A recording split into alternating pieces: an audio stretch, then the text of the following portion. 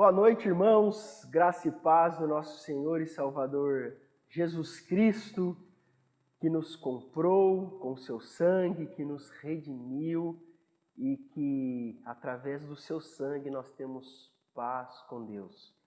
Hoje nós temos o privilégio, mais uma vez, de prestar um culto de louvor e adoração a Deus. O Salmo 62 diz assim: somente em Deus a minha alma espera silenciosa. Dele vem a minha salvação.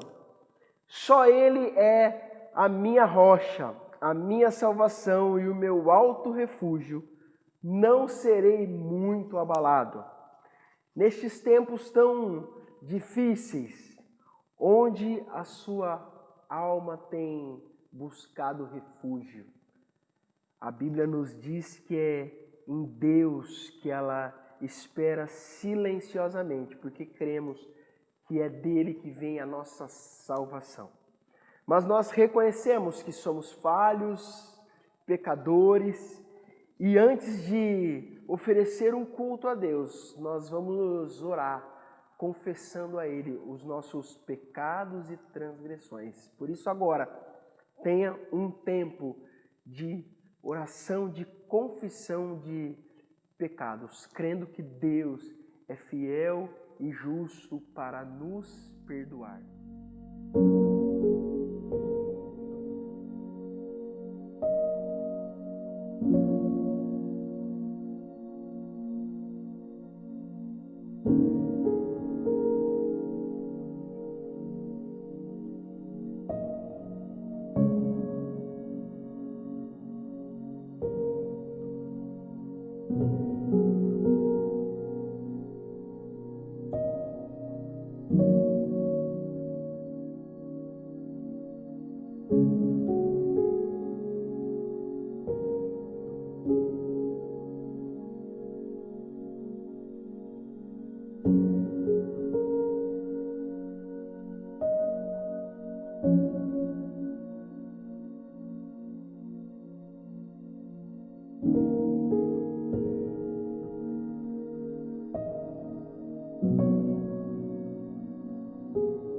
Amém, irmãos.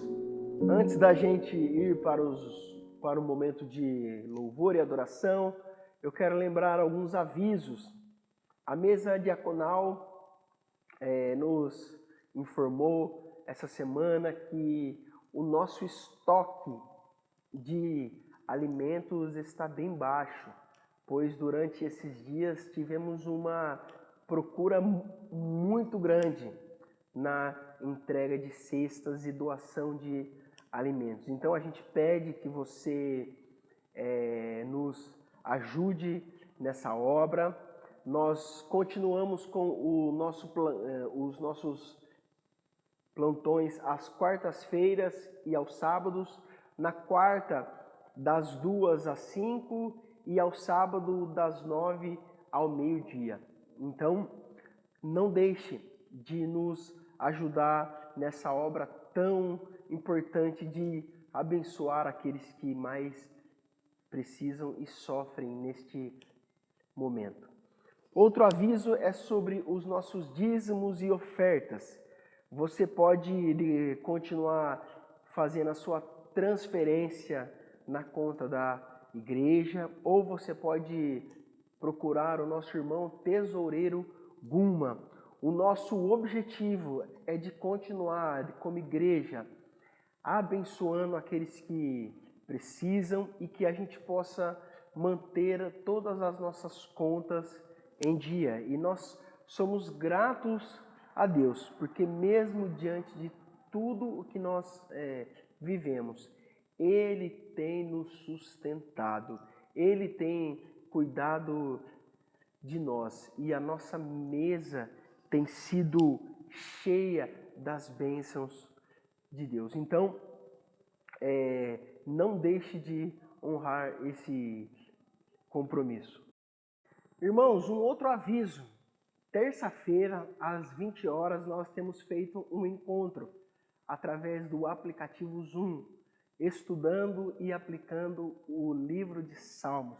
Então eu quero deixar esse convite. Venha aprender um pouco mais da palavra de Deus, tá? Então se você já faz parte do nosso grupo, lá que vai ser enviado o link, e se você quer participar, pode procurar a mim ou a Raíssa, mas vamos juntos aprender mais sobre a palavra de Deus. Te espero na terça-feira, às 8 horas, para a gente aprender um pouco mais sobre o Salmo de número 2.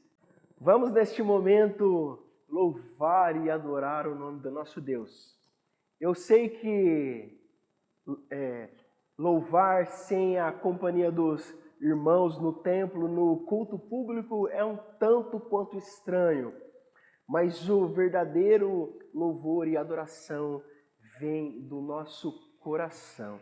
Então que neste momento você possa cantar a Deus. O nosso texto de hoje ele vai falar um pouco disso.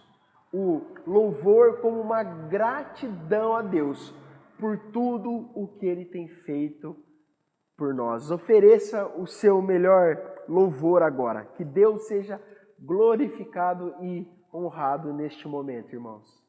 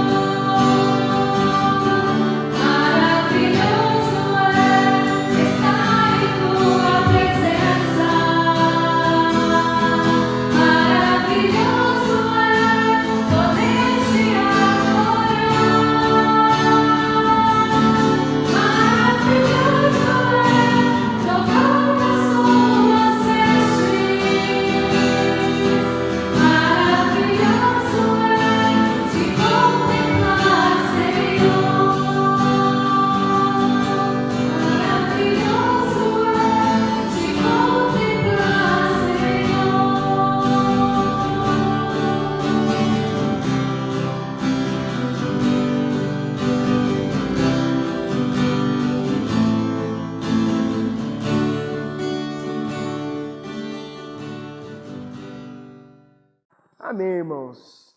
Nós já louvamos e adoramos o nome do nosso Deus e o nosso objetivo agora é ser alimentado pela palavra de Deus, palavra que nos traz mudança, encorajamento e transformação. Peço que você abra sua Bíblia em Tiago, capítulo 5, a partir do versículo 12 até o versículo de número 15.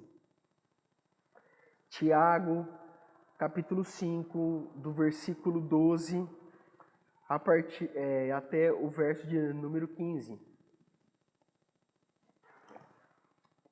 Diz assim a palavra do Senhor: acima de tudo, meus irmãos, não jurem nem pelo céu, nem pela terra, nem por outra coisa qualquer, mas que o sim de vocês seja sim e que o não de vocês seja não, para que vocês não incorram em condenação. Alguém de vocês está sofrendo? Faça oração. Alguém está alegre? Cante louvores. Alguém de vocês está doente? Chame os presbíteros da igreja e estes façam oração sobre ele, ungindo-o com óleo em nome do Senhor. E a oração da fé salvará o enfermo, e o Senhor o levantará. E se houver cometido pecados, estes lhe serão perdoados. Vamos orar? Senhor Deus de toda graça, bondade, neste momento nós pedimos que o Teu Espírito Santo, Pai, abra a nossa mente, o nosso coração, para que possamos entender a Tua palavra, Pai. Usa a minha vida, Pai, use-me para que eu possa ser bênção, para que eu possa alimentar as Tuas ovelhas, ó Pai. Eu oro e agradeço em nome de Jesus Cristo. Amém, Senhor.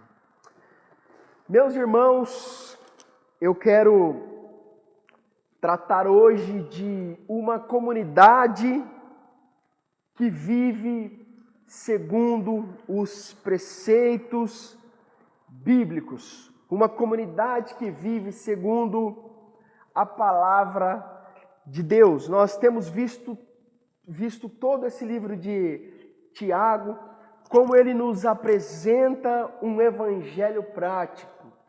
Uma igreja que foi alcançada pelo evangelho de Cristo e que, sendo assim, dia a dia, é transformada por ele. E eu confesso que essa parte de Tiago é uma das partes mais complexas do texto. Ele traz alguns assuntos de difícil compreensão, mas eu espero que o Espírito Santo nos ajude a compreender a sua palavra. E eu quero começar aqui no verso 12, quando ele trata sobre a questão dos juramentos. E aqui ele diz, então, para que nós, como irmãos, não tenhamos a prática de fazer ou de realizar juramentos. E pode ser que muitas vezes quando a gente lê a Bíblia e a gente pega um texto desse, a gente pensa assim, nossa, eu me lembro na época de faculdade, universidade, quando eu me formei, e aí eu lembro que o diretor do curso fez a gente de fazer um juramento. Eu juro que eu vou de fazer isso, eu vou de fazer aquilo. Aí a gente lê um texto assim, a gente fala assim, meu Deus, Senhor, perdoa porque aquele dia eu pequei diante de Ti. Mas fiquem em paz, irmãos, não é deste juramento que Tiago está aqui dizendo. Pelo contrário, ele está repetindo as palavras de Cristo ditas no Sermão do Monte, para que a nossa palavra seja sim e seja não. Se a gente lembrar, no Antigo Testamento, nos mostra vários episódios onde é feito juramentos, né? A gente lembra a história de Abraão, a gente lembra a história de Raabe e tantas outras. O juramento era algo muito comum, mas a gente precisa de compreender que tipo de juramento Tiago estava aqui dizendo. Quando a gente entra um pouco nesse texto, a gente nota que na época de Tiago e na formação da igreja, lembremos, é uma igreja que está saindo do judaísmo, cheio das suas regras, práticas, leis, e indo para um cristianismo de liberdade. O apóstolo Paulo traz muito isso, né? De como que em Cristo nós temos essa liberdade. E tinha muito essa prática entre os judeus de fazer juramentos, né? Então, o que Tiago está nos ensinando aqui? A nossa palavra deve ser sim e deve ser não. A partir do momento que a gente precisa jurar para prometer algo, a nossa honestidade, o nosso de caráter já está em dúvida. E é isso que ele está dizendo aqui. Então, não façam juramentos entre vocês. E eu me lembro que quando eu era pequeno, era muito comum isso, muito comum. Essa questão assim, você jura? E quando alguém dizia o seguinte, você jura pela sua mãe? Meu Deus do céu! E se você tivesse ali mentindo, na hora você já falava, não, eu deixo aí o que eu estava ali dizendo, né? Porque desde cedo a gente cresce com isso, desde muito cedo. E o que Tiago já mostra na carta, como nós somos seres, que desde lá de Gênesis mostra que nós nos rebelamos contra Deus e vivemos contra o nosso Criador, nós temos uma facilidade para mentir. Tiago ele trata muito isso do pecado da língua. Então, aqui, irmãos, o que ele nos ensina? Uma comunidade que vive segundo a palavra de Deus. Nós em Cristo somos uma nova criatura. Nós fomos redimidos porque Cristo nos moldou e nos transformou. A gente não precisa mais ficar jurando os céus e a terra, porque agora nós somos discípulos de um Cristo verdadeiro, um Cristo que não mente, um Cristo que a sua palavra basta. E é isso que deve ser o nosso objetivo, que o nosso dia seja marcado por sim e por não. Essa semana eu fui andar de bicicleta, estou tentando de praticar um pouco esse esporte, vejo se eu fico mais fitness. E no meio do caminho me deu sede e eu não tinha água, esqueci da água. Aí eu pensei, estou sem dinheiro, sem nada, preciso comprar uma água. Fui ali na senhora que vende cachorro-quente e disse, a senhora me vende uma água fiado? Hoje ainda ou amanhã eu te trago esse dinheiro. Ela não me pediu nada, ela só disse, sim, eu vendo. Eu não tive que fazer nenhum tipo de juramento, mas eu dei a minha palavra. Ela me conhece já. ela sabe quem eu sou. Então, esse meu sim foi suficiente. A minha palavra foi suficiente. E é isso que a Bíblia nos ensina. Que a nossa palavra seja verdadeira, como a de Cristo é. Que na nossa língua não saia mentiras e nem algum tipo de lei de contendas, mas que tudo que saia de nós seja para glorificar a Deus. E aí, irmãos, vamos para o nosso segundo aspecto aqui do livro. A partir do verso 13, olha que ele diz: alguém de vocês está sofrendo? Faça oração. Alguém está alegre? Cante louvores. Alguém de vocês está doente? Chame os presbíteros da igreja e estes façam oração sobre ele, ungindo com óleo em nome do Senhor.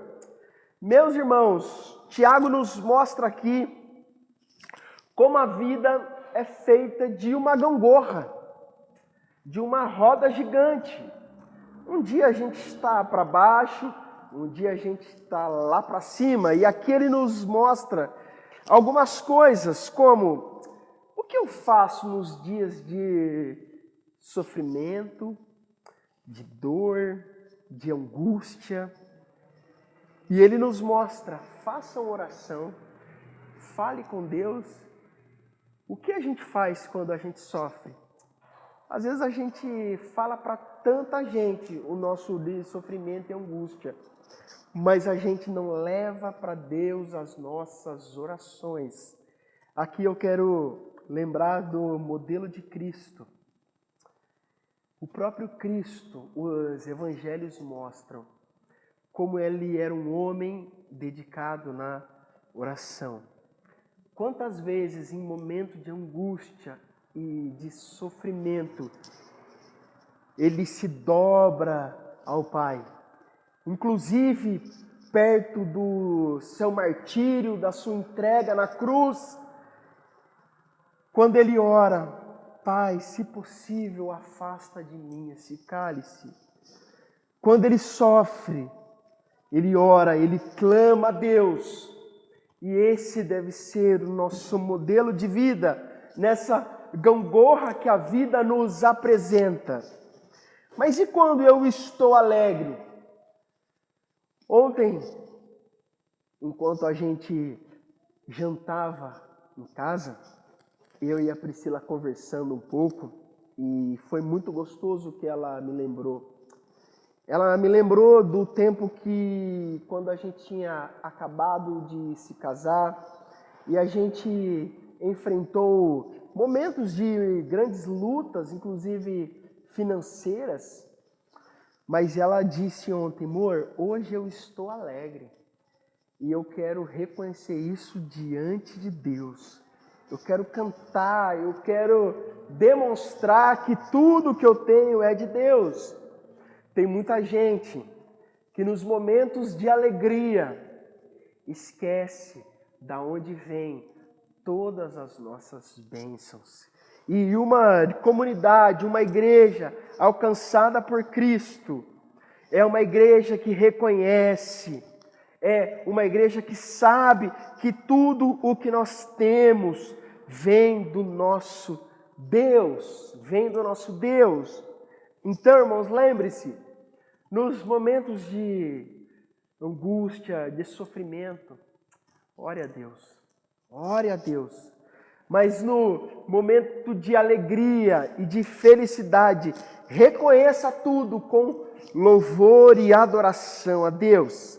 E aqui eu entro nessa outra parte, que é um versículo muito discutido, conversado, porque ele traz algo que nenhum outro apóstolo disse, recomendou, que é quando ele diz: alguém de vocês está doente, chame os presbíteros da igreja, e estes façam oração sobre ele, ungindo-o com óleo. E a gente, quando chega aqui, a gente se depara nessa questão do óleo. E, de fato, há muita discussão sobre isso. Mas para a gente compreender esse texto, a gente tem que perceber que tipo de doença o texto está aqui dizendo. E o termo grego para essa palavra doente nos apresenta não alguém com uma enfermidade física, mas alguém com uma enfermidade na alma, como uma angústia, como uma tristeza. Lembre-se, a gente não pode se esquecer do contexto da carta. Lembra que é uma igreja que está sendo perseguida, é uma igreja que está dispersa, uma igreja que foge para fugir do martírio. Então, o que Tiago, ele identifica, pode ser que neste ambiente tenha gente que está doente, não fisicamente, mas com o coração abatido, tristeza, angustiado, fraco. E aí o que ele diz? Chame os presbíteros da igreja. A gente não pode se esquecer que a igreja primitiva era formada por uma pluralidade de presbíteros, tá? Isso é uma realidade bíblica. Não é à toa que nós somos uma igreja presbiteriana, tá? Não é à toa que nós somos uma igreja por uma pluralidade de presbíteros. Isso não foi invenção nossa, mas é uma ordem bíblica. Inclusive, eu me lembro que no ano passado eu participei da conferência Fiel, e o Jonas Madureira, que é um pastor batista, como outros, como Isaac Sixo, eles plantaram igrejas batistas, mas que eles têm o presbitério. Aí você assusta, né? Como isso, né? Nada mais é do que uma igreja com pluralidade de presbíteros. E por que ele diz isso? Quando a gente tem alguém na igreja que está passando por um momento difícil, de angústia, depressão, tristeza, o que a gente faz? A gente julga o irmão. Ele está fraco assim, porque ele não tem força, porque qualquer coisa abala ele. Ele diz, chame os presbíteros da igreja, que são os anciãos, que são aqueles que oram, que somos nós, os pastores da igreja. E aí ele diz, e estes façam oração sobre ele, ungindo com óleo. Aí a gente fica aqui nessa dúvida. Por que a gente não faz isso aqui na igreja, então? Por que a gente não unge com óleo? Né? Está aqui escrito na Bíblia. Então, há outras passagens no Novo Testamento que mostram essa prática do óleo. Mas esse óleo era algo medicinal. Não que esse óleo tinha algum efeito sobre a cura. Não que esse óleo, ou que qualquer tipo de óleo, tenha algum tipo de efeito miraculoso. Mas o óleo, ele era passado, inclusive, nas feridas, como algo para aliviar uma dor. Tá? Então, quando Tiago escreve isso, ele não está dizendo que o óleo salva, mas naquele contexto, onde a gente não tem um dipirona, um ibuprofeno e tantas outras coisas, ele está dizendo, orem e levem óleo ungido. Só para a gente compreender isso, a gente vê o apóstolo Paulo mandando Timóteo de tomar vinho para uma dor no estômago. Hoje, será que a gente faz isso? Não, mas na época era uma prática muito comum. Então a gente não pode assim achar que é o óleo que cura, mas lembre-se, olha o que ele diz: vocês orem em nome do Senhor.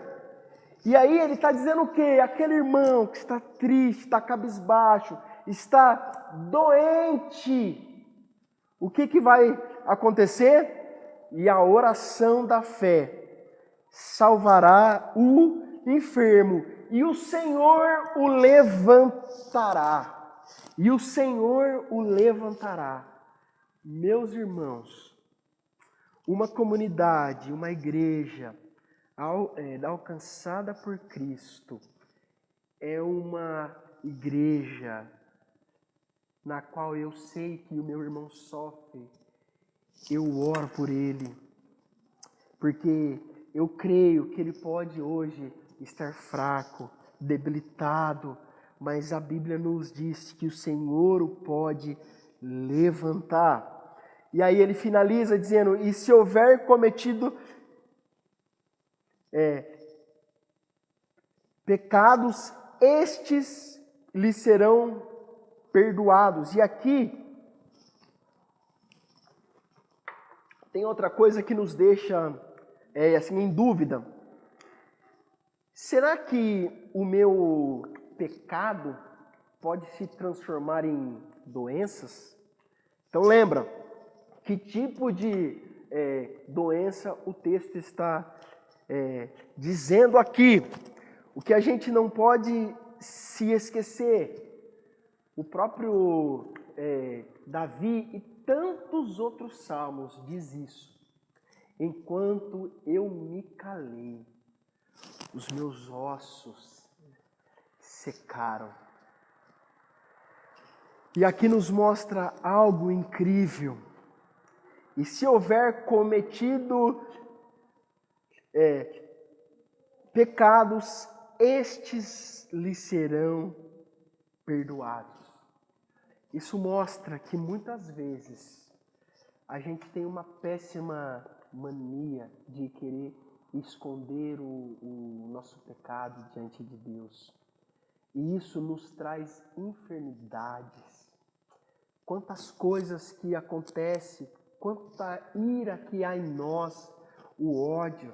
Quanta gente que diz assim: eu não perdoo aquela pessoa do que ela me fez há 20 anos atrás. E aqui a gente tem que se lembrar da obra de Cristo por todos nós. Quando a gente diz que nós não perdoamos alguém, por exemplo, a gente tem que se lembrar do que Deus fez para nos perdoar, do que Deus fez através de Cristo para que todos os nossos pecados fossem perdoados. Quando a gente olha para a obra da redenção, a gente lembra que nós, através de Adão, nós nos rebelamos contra Deus. O nosso corpo é um corpo caído no pecado, é um corpo que todos os dias se rebela contra Deus. Mas a gente tem isso, eu não perdoo, eu guardo isso, eu guardo essa ira, eu guardo esse ódio. Quantos tipos de pecado a gente esconde dentro de nós? Mas a gente tem que se lembrar que através de Cristo nós temos um perdão pleno e verdadeiro, porque através de Cristo nós fomos redimidos. E se Deus é um Deus que age para nos perdoar, essa obra tem que ser algo que nos lembra algo diariamente. Eu tenho que perdoar, porque Deus me perdoou. Então, irmãos, note como que o texto mostra como que algumas enfermidades, inclusive da alma, podem ser causadas por coisas que estão lá dentro. Eu sei de gente que diz assim: quanto tempo que eu sofri enquanto eu não perdoei alguém.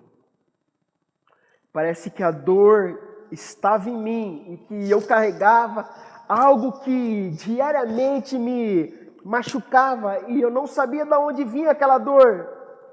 Mas a palavra de Deus, que sonda o coração humano, nos mostra como tem pecados dentro de nós.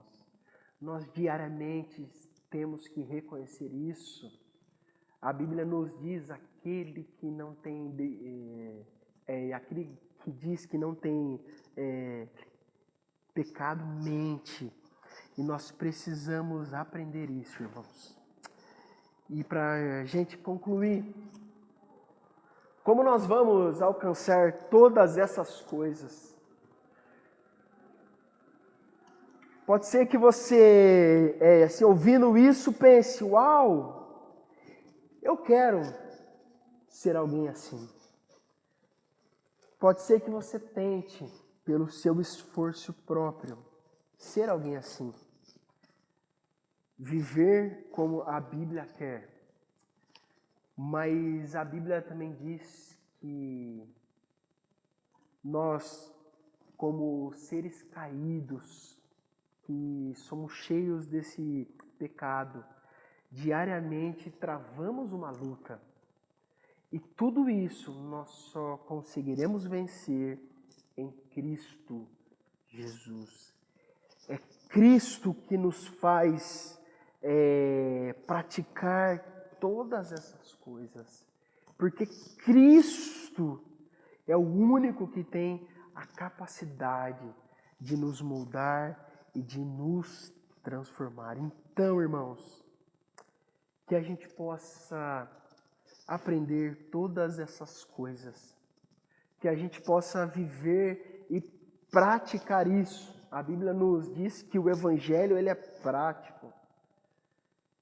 Passe a ter uma vida onde o seu sim, a sua palavra basta. Que a gente também tenha uma igreja onde a gente saiba reconhecer a dor do irmão, onde a gente intercede pelo nosso irmão. E por último, que a gente não se esqueça de que nós precisamos diariamente reconhecer os nossos pecados diante de Deus para que eles sejam perdoados. Esse texto ele é lindo. Ele é lindo porque ele mostra como que a comunidade de Deus ela se desenvolve, ela acontece. Eu confesso que quando eu fui estudar esse trecho eu fiquei com muitas dúvidas. E quando eu entendi o tipo de enfermidade que o texto estava dizendo, parece que tudo ficou claro. Então, irmãos, que a gente possa ter uma vida que reconhece o que Cristo fez por nós. Que a gente tenha de fato todos esses aspectos. E que dia após dia a gente possa ser uma comunidade cristocêntrica. Uma comunidade que vive no modelo de Cristo. Uma comunidade alcançada por Cristo e que age conforme Cristo quer. Vamos orar a Deus agradecendo? Senhor, a sua palavra nos traz um alimento, Pai. A sua palavra nos molda, a sua palavra nos mostra o quanto que nós somos pecadores e nós precisamos de um Salvador, ó Pai. Senhor, que tudo isso que foi dito aqui, Pai, possa ser compreendido pelos meus irmãos, ó Pai. e que a gente possa viver, ó Pai, dia após dia, ó Pai, nesse modelo de Cristo, Pai. Cristo é o nosso exemplo, Pai. Cristo é aquele que se doa, Pai, para que a gente seja de fato uma igreja que faça e cumpra, Pai, tudo isso, Pai, o que a Bíblia diz, ó Deus. Muito obrigado, Pai, muito obrigado, Pai. Ajude-nos, ó Pai, a cada dia, Pai, a ter uma vida, Pai, que reconhece o poder de Cristo, Pai. Que Ele é a nossa salvação, que é Ele que nos transforma e é Ele que nos molda, Pai. Ajuda-nos, ó Pai, a ser uma comunidade cristocêntrica, Pai. Uma comunidade que não vive segundo mais os preceitos da nossa carne e da nossa vontade, Pai. Mas uma comunidade, uma igreja que foi alcançada pelo sangue de Cristo, Pai. Uma comunidade que foi regenerada, Pai, e transformada por Cristo, Pai. Nós oramos, ó Deus, agradecidos em nome de Jesus. Amém, Senhor. Que bom, irmãos, que privilégio é participarmos da mesa do Senhor. Isso é o que nós chamamos de meio de graça. Este sacramento que nos lembra a morte vicária de Cristo em nosso favor. É neste momento que nos lembramos o que Cristo fez, o que Ele passou, sendo justo, sendo perfeito, o que Ele passa, para que agora a gente faça parte de uma nova aliança. Não mais uma aliança em um cordeiro, um animal, mas agora Ele se entrega como esse cordeiro sem manchas, sem máculas, mas o cordeiro perfeito de Deus, que tira o pecado do mundo. E Cristo nos chama à mesa.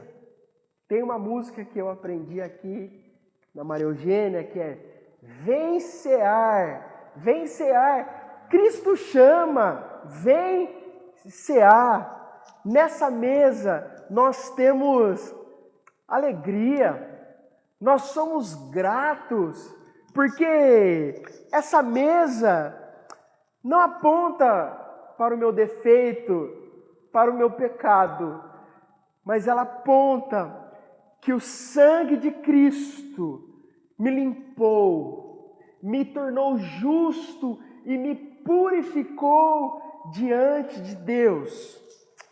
1 Coríntios 11, 23 diz assim, irmãos: porque eu recebi do Senhor o que também vos entreguei, que o Senhor Jesus, na noite em que foi traído, Ele pegou um pão e, tendo dado graça, o partiu e disse: este é o meu corpo que é dado por vós. Façam isto em memória de mim. Este é o corpo de Cristo, é Ele que se entrega, é Ele que paga o preço, é Ele que é a oferta que Deus aceita, que nos justifica e que paga todo o nosso pecado.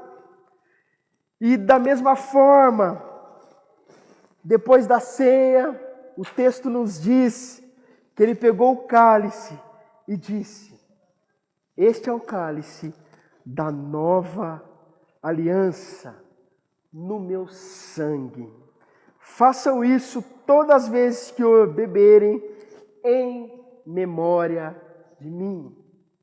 É este sangue que nos purifica, que nos torna alvo mais que a neve. Eu não sei como está seu coração neste tempo, mas a mesa do Senhor é um lugar de alegria. É um lugar onde que nós nos achegamos com o nosso de coração queimando de alegria. Pois quando a gente olha, a gente pensa, eu não sou digno de nada. Eu sou um pecador que estava longe de Deus, com uma dívida impagável, mas Cristo agora se faz como essa aliança. É Ele que se entrega, é Ele que se doa, é Ele o Cordeiro perfeito de Deus.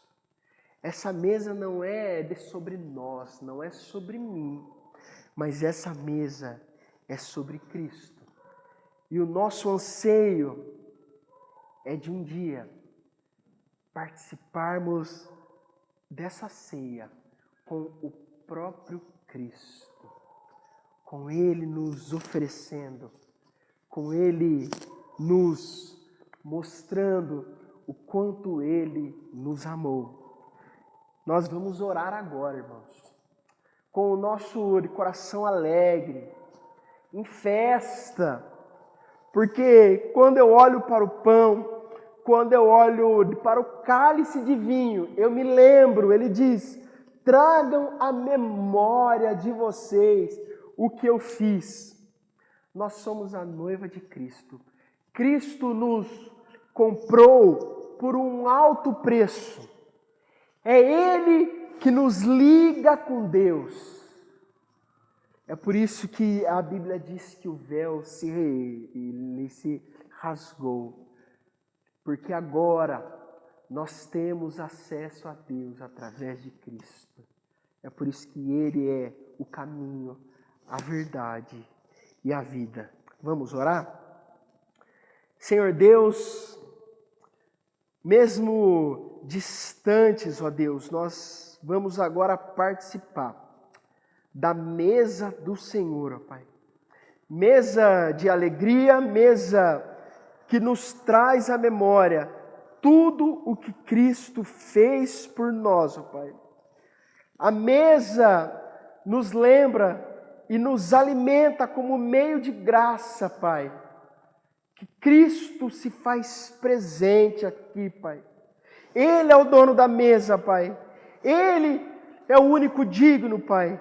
Ele é o único, Pai, que pôde se oferecer a Deus por nós, ó Pai. Se não fosse Cristo, ó Pai, a nossa dívida seria impagável, ó Pai. Mas Cristo se dá, Pai, como o pão vivo que desceu do céu, Pai. Não aquele pão mais que se estraga, Pai, mas Ele é o pão que nos alimenta, Pai, espiritualmente, ó Pai. Senhor, que cada um agora, Pai, na sua casa, com sua família, possa ser alimentado por Cristo, ó Pai. Cristo que se faz presente, ó Pai. Cristo que nos chama, que nos convida para este banquete, ó Pai. Que todos nós agora, Pai, possamos ser alimentados, ó Pai, por essa videira verdadeira que é Cristo, ó Pai. Senhor, nos dá a alegria de entender o que é esse pão e esse cálice de vinho, ó Pai. Muito obrigado, ó Pai, por essa dádiva dos céus, ó Pai. Nós oramos gratos em nome de Jesus. Amém, Senhor. Meus irmãos, a ceia não é um simples rito, algo que a gente faz repetidamente, mas é algo que nós somos alimentados. É um meio de graça, onde Cristo se faz presente à mesa, onde Cristo nos alimenta. Esse pão e esse vinho não pode saciar a nossa fome física, mas Cristo espiritualmente, através deste sacramento, nos dá toda a plenitude do Espírito Santo. Que neste momento, então, você possa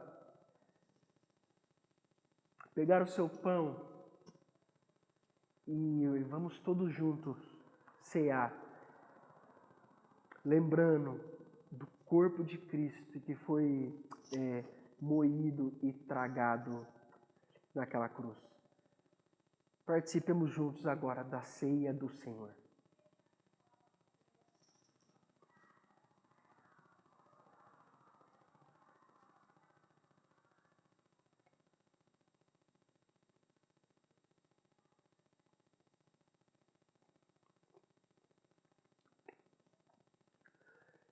Da mesma forma, irmãos, como diz, nós vamos agora participar com o cálice.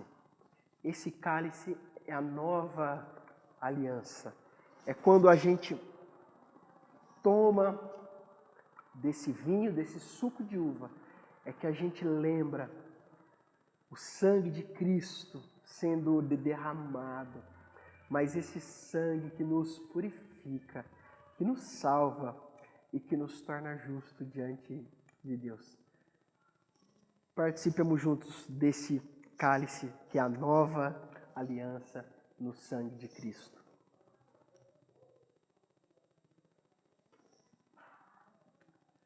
Amém, irmãos, amém. Vamos orar mais uma vez. Senhor, que gratidão, Pai, que alegria, Deus, participar da sua mesa, Pai. Nós somos indignos, Pai.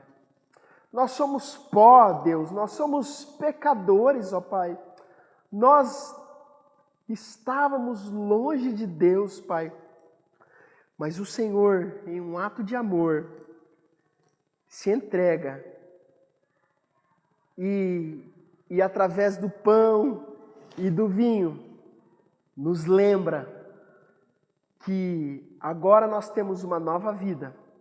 E nós somos gratos, ó Pai, por tão grande salvação que nos alcançou de maneira gratuita, através da graça de Deus, ó Pai.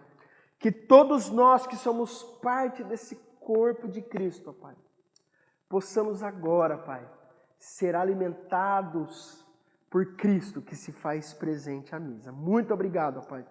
Nós somos gratos por essa mesa, Pai. Mesa que nos lembra, Pai, que tudo o que o Senhor fez por nós, ó Pai. Nós oramos, ó Deus, agradecidos em nome de Jesus, o nosso Senhor e Salvador. Amém, Senhor. Que bom, irmãos.